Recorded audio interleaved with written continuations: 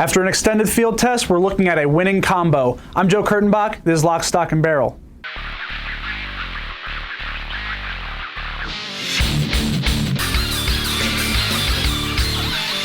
Earlier this year, I had the opportunity to hunt plains game in South Africa to really put the 6.5mm Creedmoor cartridge to the test at some extended ranges.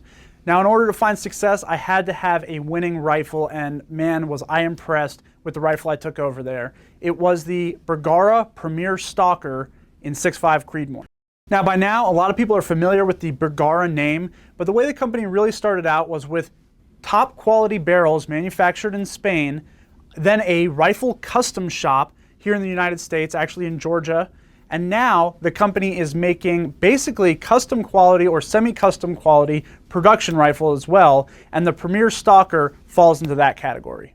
A couple features about the Premier Stalker: it has a 22-inch barrel with a 1 1/8 twist.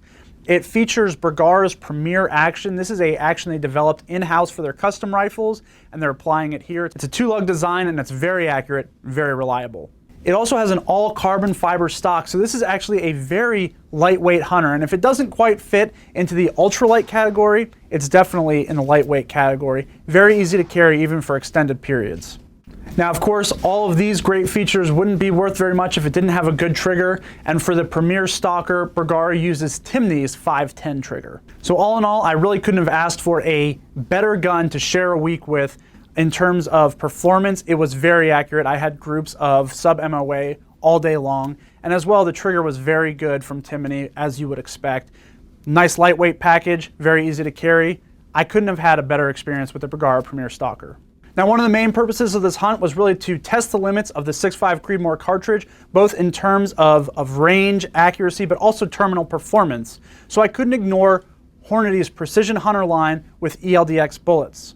So the first load I chose was Hornady's Precision Hunter with a 143 grain ELDX bullet, and just as it was designed to do, we had great expansion from the ELDX at close range and high velocities, but also at extended ranges. In fact, I had one shot at 515 yards, and we still had a perfect mushroomed ELDX at the end of it. Really great performance, couldn't have been happier, except for the fact that I had an equally great cartridge with me, and that was Hornady's GMX bullet. This came from the Superformance line. It was a 120 grain bullet, and for shots basically 400 yards and in, this is a great performer. Now, there are a couple reasons why the 120 grain GMX was just right for African plains game in my situation. One, the velocity. I had it at about 3,000 feet per second, so there was a lot of giddy up behind that bullet. And two, the bullet's metallic construction, it's a proprietary copper alloy, retains almost 100% of its weight even after impact. And what that gives you is good penetration. You have plenty of velocity and a bullet that wants to stay together. So for ethical harvest of hardier African plains game, blue wildebeest for example, that GMX is a great choice. And again, we had great performance. One of the things that made the Bergara Premier Stalker rifle and the Hornady ammunition a winning combination is that in this rifle, both the ELDX load and the GMX load shot to the same point of impact at 100 yards. What this means is that I could use the same zero and just make my adjustments for the different bullets as I extended my range of shots.